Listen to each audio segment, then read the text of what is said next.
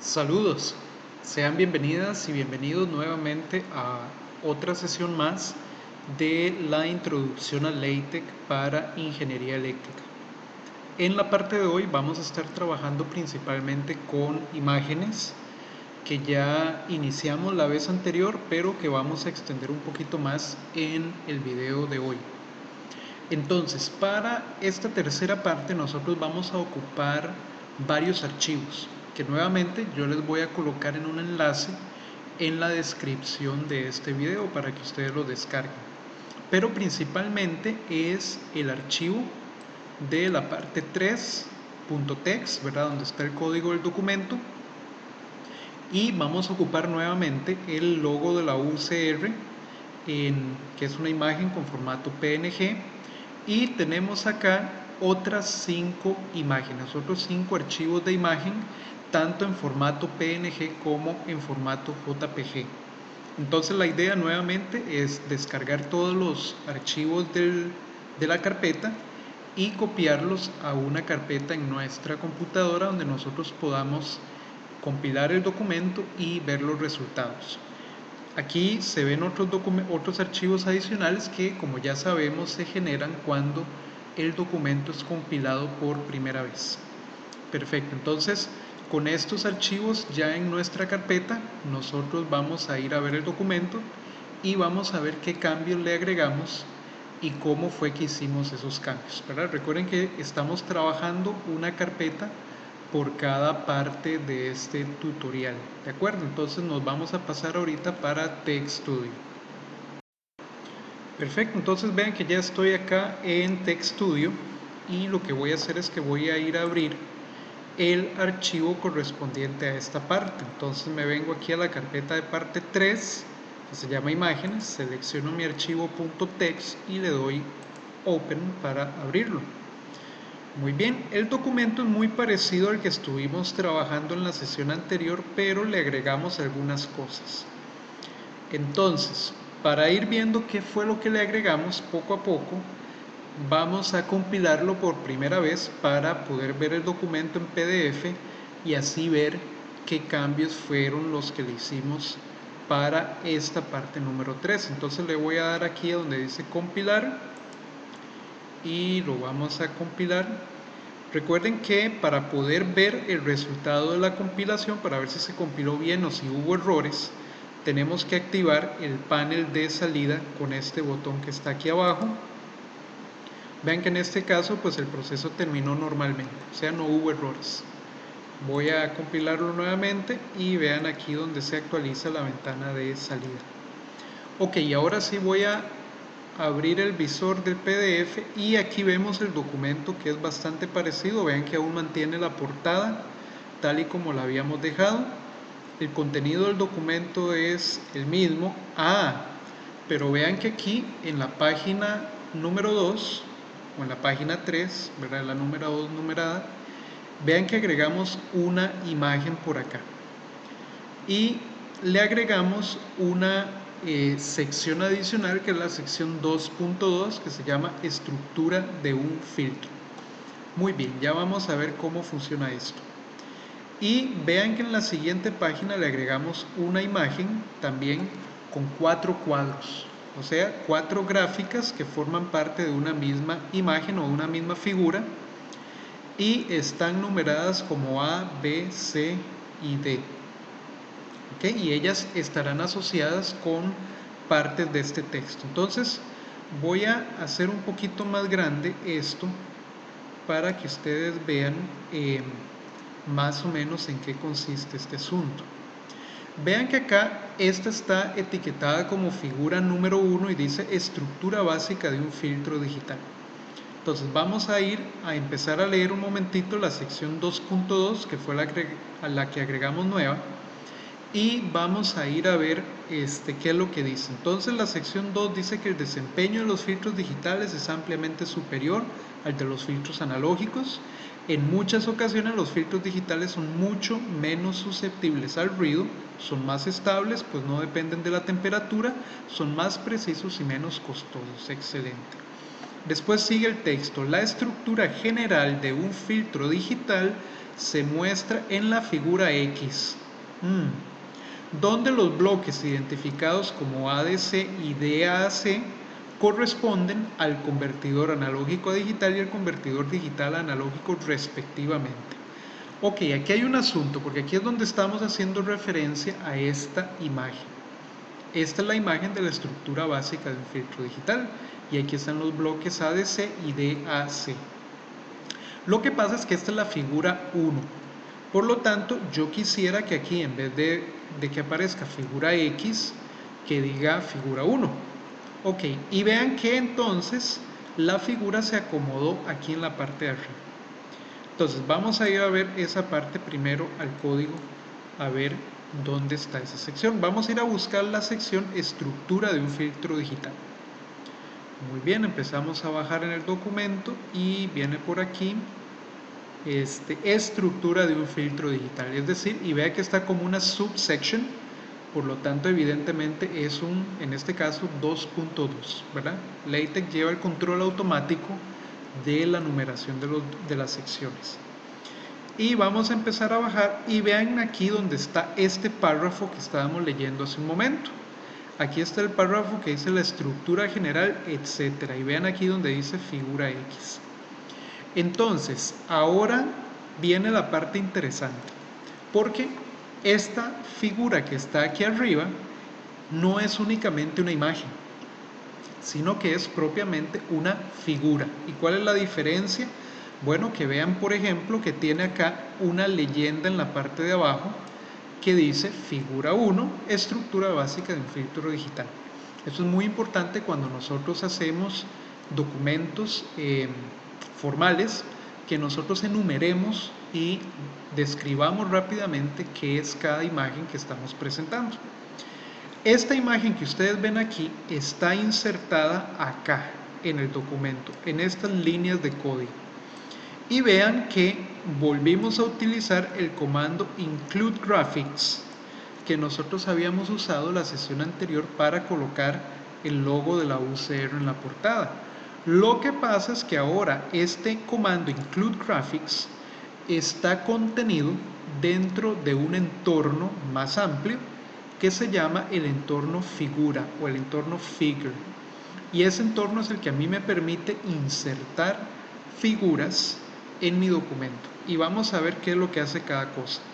Entonces, cuando nosotros abrimos un entorno figure, tiene que haber obviamente un begin y tiene que haber un end, y lo que está dentro es lo que hace referencia a la figura.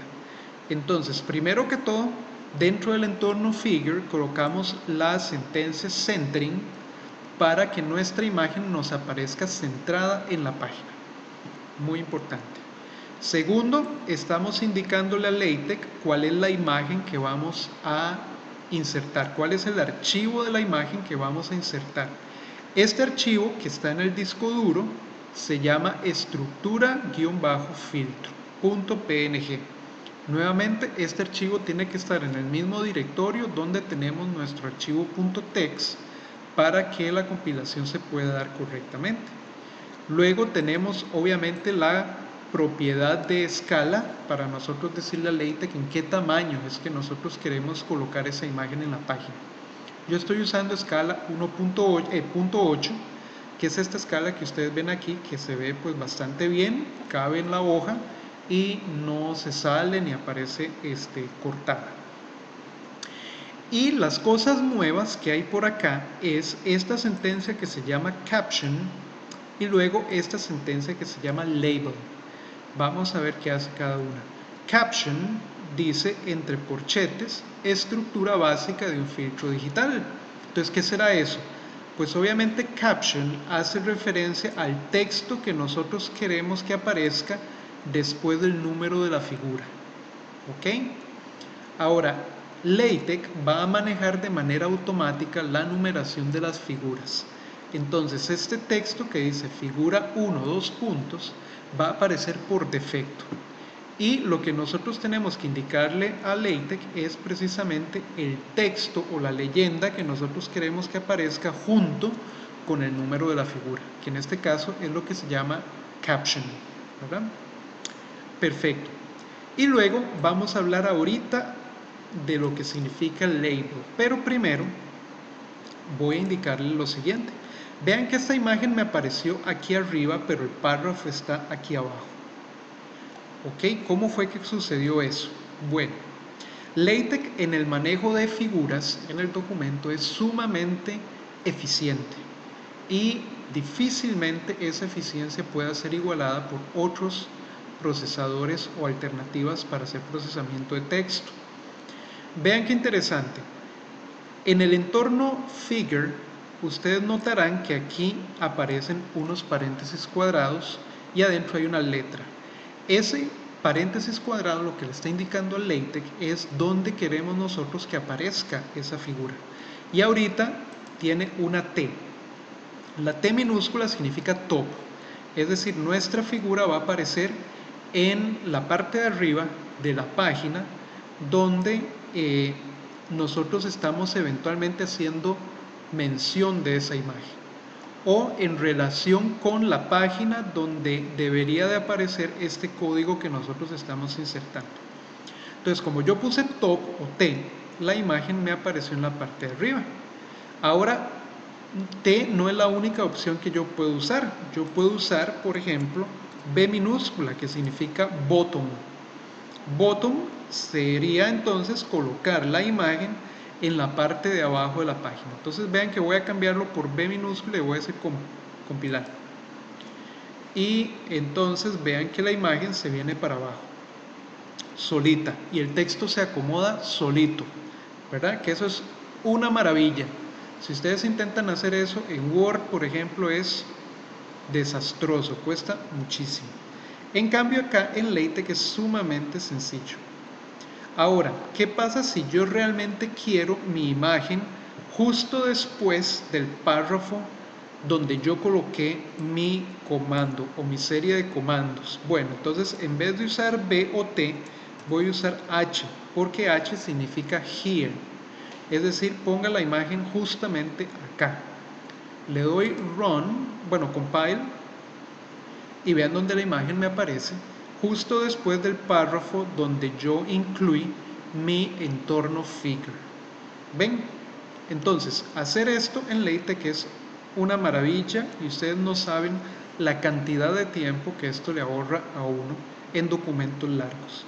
Sin embargo, por un asunto pues de estilo, yo la voy a mantener en la parte de arriba de la página, entonces voy a poner top. ¿Ok? Me aparece aquí. Perfecto, entonces claro, la persona viene leyendo y dice la figura X. Ah, pero seguimos teniendo ese problema. Yo quiero que en vez de figura X me aparezca figura 1. Entonces, una forma en la que yo puedo solucionar este asunto de la figura es que yo a mano le ponga figura 1. Estoy viendo que la figura a la que estoy haciendo referencia es la figura 1, entonces yo pongo manualmente figura 1. Y listo, aquí está la figura 1. Pero ¿qué pasa si yo más adelante inserto otra figura en el texto y esta en vez de ser figura 1 pasa a ser figura 2?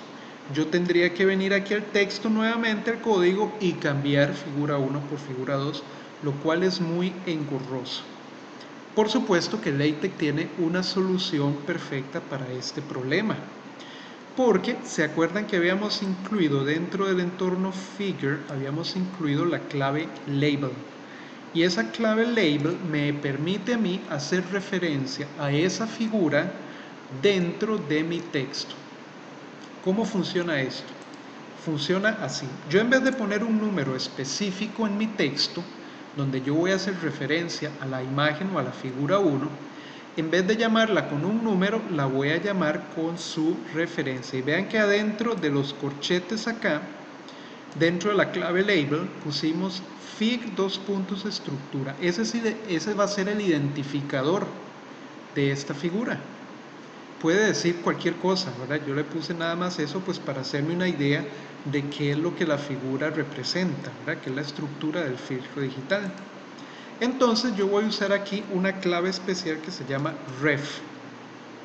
Entonces voy a poner la estructura general de un filtro digital se muestra en la figura y pongo la clave ref Y entre corchetes, vean que el corchete me está pidiendo label, es decir, el identificador o la bandera, la etiqueta. Entonces yo voy a escribir la misma etiqueta que le escribí a la figura, que es fig estructura. Y vean que aquí TextStudio ya me lo está recomendando. Entonces le voy a dar enter y me aparece la misma etiqueta que yo usé para mi imagen, me aparece aquí dentro de la clave ref. Es decir, voy a hacer referencia a esa imagen. Entonces, eso es todo. Vean ahora lo que va a pasar. Yo le voy a decir compilar y vean que me sigue apareciendo figura 1. Lo que pasa es que ya ese 1 no se lo estamos dando de manera directa, estática, sino que se lo estamos dando de manera dinámica con la clave ref. Es decir, si en un futuro esa figura cambia de número y pasa de ser la 1 a ser la 2 o la 3, pues este texto se va a acomodar solito, ¿verdad? Se va a actualizar. Y eso es muy cómodo. Entonces, esto es lo primero que vamos a ver en esta parte. El entorno figure, que ya presentamos acá, con sus partes, ¿verdad? Posición horizontal de la imagen, archivo que vamos a utilizar para la figura, caption, ¿verdad? Que es la leyenda que está en la parte de abajo, y label, que es la etiqueta para identificar esa imagen en nuestro texto. Perfecto, ¿qué más podemos hacer? Bueno, sigamos bajando en el documento y veamos ahora esta otra imagen que colocamos aquí.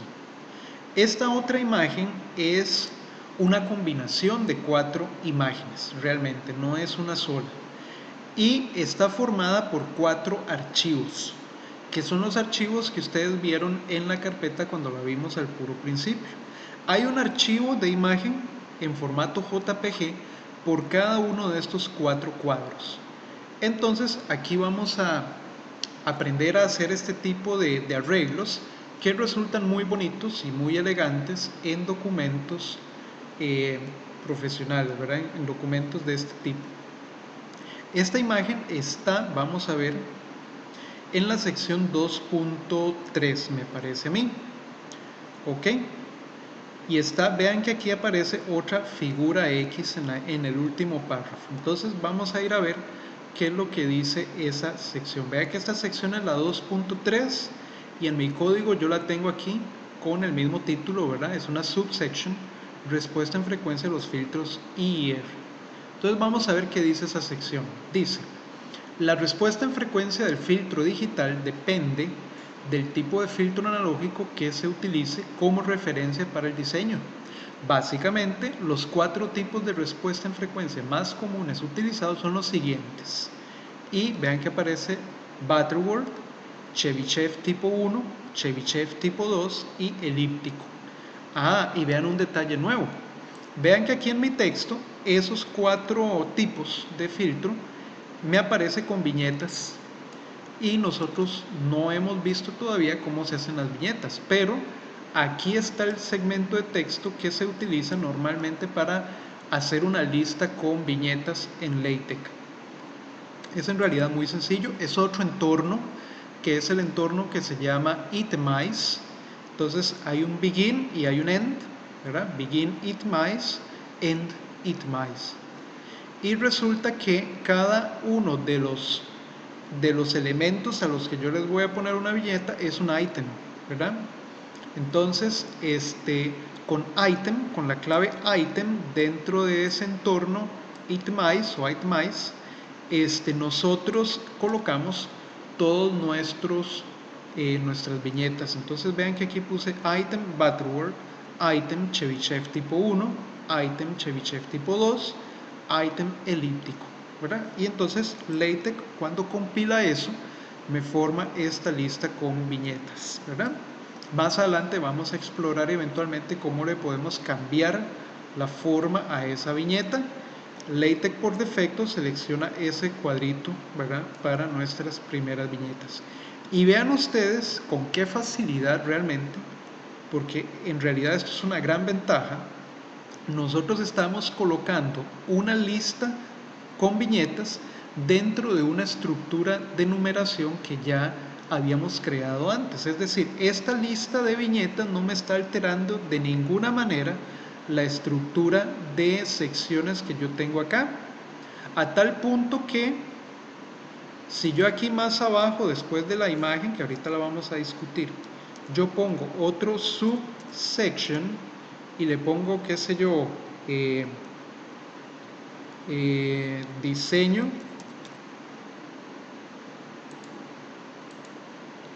diseño del filtro,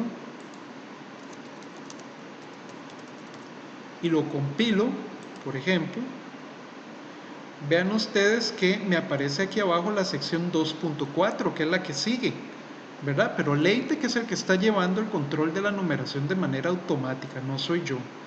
Y yo puedo insertar otros entornos de viñetas, de numeración con letras, de lo que sea, y eso no altera el esquema de numeración de las secciones. Y eso en muchos otros programas es imposible hacerlo, es muy difícil porque el programa se vuelve loco cuando nosotros hacemos ese tipo de mezclas, y al final para nosotros que estamos haciendo el documento se vuelve una pesadilla. Pero en LaTeX eso realmente no es una pesadilla, todo lo contrario, es muy fácil. Perfecto, entonces esas son las listas con viñetas, nuevamente el entorno Itemize, ¿verdad?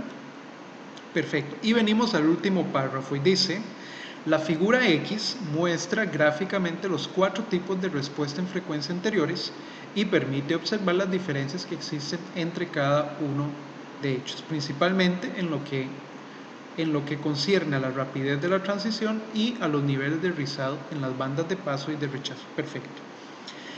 Obviamente aquí nosotros estamos haciendo referencia a la figura 2, ¿verdad? Que es la figura esta que contiene los 4 cuadros.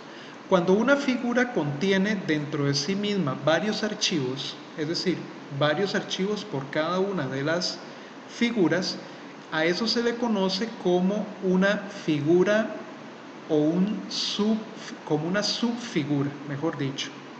Lo que pasa es que vean aquí el código donde nosotros hicimos esa subfigura. Voy a quitar el panel para que ustedes lo puedan ver completo.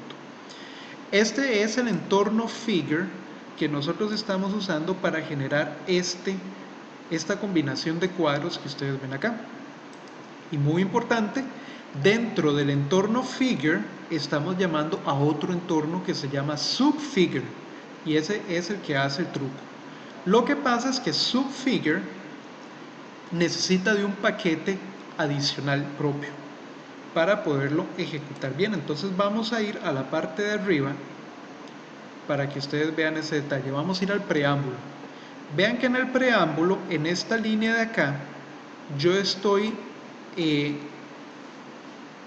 llamando a ese paquete adicional que se necesita para poder hacer ese tipo de subfigures, ¿verdad? O figuras con varias imágenes dentro de ella. Y ese paquete se llama subcaption. Entonces nosotros tenemos que incluir a subcaption dentro de nuestra lista de paquetes en el preámbulo del documento para poder utilizar el entorno subfigure más adelante en el documento. Entonces, muy importante incluirlo para poder nosotros entonces utilizarlo cuando lo estemos llamando aquí en la parte de abajo. Entonces, subfigure funciona de una manera muy sencilla. En realidad, subfigure nos divide a nosotros el cuadro de imagen dentro, digamos, como si fuera una especie de matriz, donde nosotros empezamos colocando las imágenes que van en la primera fila, después en la segunda fila y así sucesivamente. No necesariamente tenemos que usar 2 filas y 2 columnas como hicimos acá, ¿verdad? Sino que se pueden tener más o menos. Eso dependerá del documento que ustedes estén haciendo. En este caso yo tenía 4 imágenes, entonces las coloqué de esta manera. Y vean cómo funciona. Por cada uno de estos cuadritos yo voy a tener que usar un entorno subfigure y voy a tener que llamarlo, es decir, abrir el entorno subfigure y cerrar el entorno subfigure. Al entorno subfigure hay que decirle cuál es el ancho que yo quiero para el cuadro de subgráfico, digámoslo así, o de subimagen. Y en este caso, como yo tengo 2 cuadros por cada fila, yo lo que hice fue que el tamaño lo definí en función del ancho del texto de una página normal. ¿Se acuerdan que la vez pasada habíamos hablado de la sentencia o de la clave text width? Que text width hace referencia a el ancho del texto. Entonces, el ancho de mi primer subcuadro de imagen va a tener 0.5, lo que mide toda la distancia del texto, es decir, la mitad del espacio para texto en mi página. Perfecto, entonces ya le dije que yo este cuadro lo quiero que tenga un ancho de la mitad de todo el ancho del texto en mi página. Ya está. Y dentro del entorno subfigure, yo pongo de nuevo la clave centering porque yo quiero que esta primera gráfica me aparezca centrada. Después llamo nuevamente al comando include graphics para decirle cuál es el archivo de imagen que yo quiero colocar ahí, que en este caso es el archivo butterworld.jpg. Vean que si yo coloco el mouse encima, TextStudio me muestra la imagen, ¿verdad? Eso es normal. Y después le puse un caption, que es de nuevo esta leyenda que yo quiero que aparezca a la par de la A. La A obviamente va a ser automática. A LaTeX la incluye de manera automática. Yo nada más le digo cuál es el texto que yo quiero a la par de esa letra, que en este caso es Butterworld, porque esta es la respuesta en frecuencia de un filtro Butterworld, ¿verdad? Y cierro mi primer subfigure. Voy con el segundo. El segundo por defecto va a ser el que está a la par, ¿verdad? Entonces viene el siguiente entorno subfigure, lo defino con el mismo ancho del primero, es decir, 0.5 o 50% del espacio de texto de la página. Pongo centering e incluyo el archivo de gráfico que yo quiero mostrar en el segundo cuadro. Ajá. Que es el archivo chevyshevt1.jpg, y coloco el caption respectivo, ¿verdad? Que en este caso es el nombre de esa respuesta. Vengo y cierro el segundo entorno y comienzo el tercer entorno. Ahora, ustedes dirán, bueno, este es el tercer entorno. ¿Cómo sabe LaTeX que ese tercer cuadro de gráfico me va a aparecer en la fila de abajo? ¿Cómo sé yo que LaTeX no me lo va a intentar lanzar aquí a la par de este segundo gráfico a la derecha? LaTeX se da cuenta que en este espacio, en esta fila, solo pueden caber dos imágenes porque yo estoy definiendo su ancho con 0.5, es decir, 0.5 más 0.5 me da 1 y 1 por text width me da todo el ancho del texto. Entonces dice LaTeX, bueno, ya usted puso uno que mide el 50%, puso otro que mide el 50%, el que sigue tiene que venir abajo porque ya no tengo más espacio. Entonces empieza a acomodar imágenes en la parte de abajo, en la siguiente fila. Entonces vean que la tercera viene definida exactamente igual que las dos primeras, ¿verdad? Con el mismo ancho, y lo único que cambia es el archivo, ¿verdad? El archivo que vamos a insertar, que sería el tercero. Y el cuarto pues es lo mismo, solo que cambiamos el archivo e insertamos el cuarto.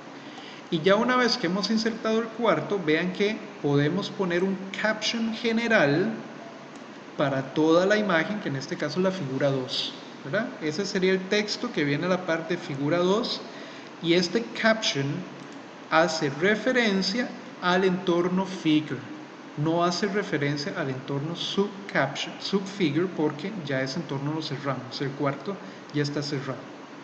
Y le vamos a poner un label a toda la figura, es decir, a todo el entorno figure. Le estamos poniendo un label para poder hacer referencia a esa imagen en particular. ¿Qué más? Vean que en cada caso yo puedo cambiar la escala.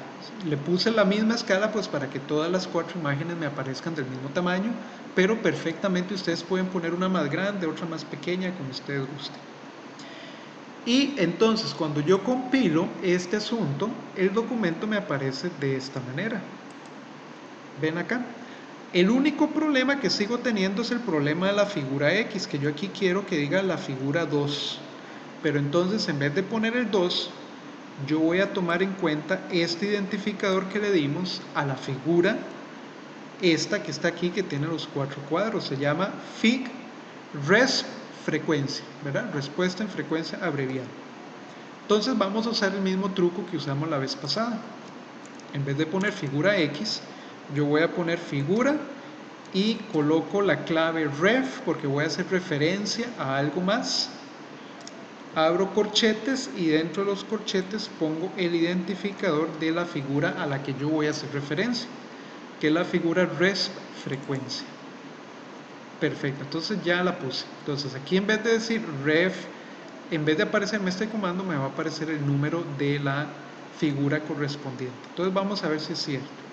Vean que aquí dice figura X, voy a darle compilar y vamos a ver el resultado y vean que me aparece figura 2. Entonces, con el comando ref yo puedo hacer referencia a imágenes, más adelante vamos a ver que podemos hacer referencia a ecuaciones y a otros elementos que nosotros tengamos identificados en nuestro documento con claves label. En este caso label está dentro de una figura, por lo tanto hace referencia a una figura. Vean que por ejemplo si yo quito la palabra Butterworth de la figura 2A y le doy compilar, ¿qué es lo que pasa? Bueno, que me aparece únicamente A, no le estoy colocando ninguna leyenda, entonces LaTeX por defecto me muestra la A, ¿verdad? Hay veces en los que uno nada más necesita la letra, hay veces donde uno necesita la letra más un identificador como en este caso. Entonces yo voy a volver a poner aquí Butterworth para que me aparezca el identificador correspondiente. ¿Ven? Y entonces de esta manera podemos manejar subplots y podemos manejar figuras como está acá. Ah, bueno, muy importante. Esta figura subplot me está apareciendo en la parte de arriba de la página porque yo le puse top, ¿verdad? Si yo le pongo bottom, me aparece en la parte de abajo. Y vean que como en la parte de abajo no cabe, entonces me mandó la imagen a una siguiente página. ¿Ok? Y eso de nuevo lo hizo LaTeX automáticamente. Yo lo voy a volver a colocar en la parte de arriba, que es donde sí cabe. Y vean que me acomoda la página de nuevo. Ahora, una cuestión importantísima. Vean que LaTeX agarró este párrafo que empieza con entonces, que lo tenemos, vamos a ver, lo tenemos acá, un párrafo grande, y a la hora de hacer el corte de página me dejó la última línea aquí y continuó justo debajo del texto, justo debajo de la imagen, y eso lo hizo automáticamente. Es decir, si yo agrando este párrafo un poco más y obligo a LaTeX a ponerme más texto aquí debajo, ese texto se va a acomodar solito debajo de la imagen. La imagen va a mantenerse en la parte de arriba, porque así lo especificamos nosotros en el código. Y ustedes saben que, por ejemplo, en Word, si nosotros intentamos acomodar una imagen en la parte de arriba y escribimos más texto, la imagen empieza a bajar sola, ¿verdad? Porque ella no sabe que le estamos agregando texto. Bueno, LaTeX sí sabe hacer eso y entonces nos acomoda el texto de manera limpia, manteniéndonos las imágenes en la posición que nosotros le indicamos. Y eso es súper útil, sobre todo en documentos grandes donde tenemos muchas imágenes y mucho texto. Perfecto, entonces vamos a dejar la sesión de hoy hasta acá y en la siguiente pues veríamos detalles adicionales sobre LaTeX, ¿verdad? Bueno, entonces nos vemos en un siguiente video y como siempre pues muchas gracias.